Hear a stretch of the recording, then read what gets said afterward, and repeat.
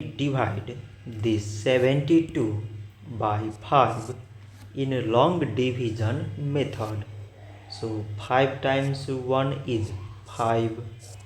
On subtracting we get 2.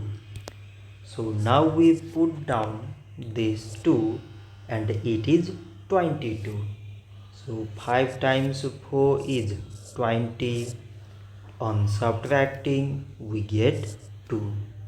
So now there is no other number to put it down. So we take here decimal so that we put 0. So it is 20 and 5 times 4 is 20. On subtracting we get 0. So 72 divided by 5 is 14 decimal 4. So this much for today and thanks for watching.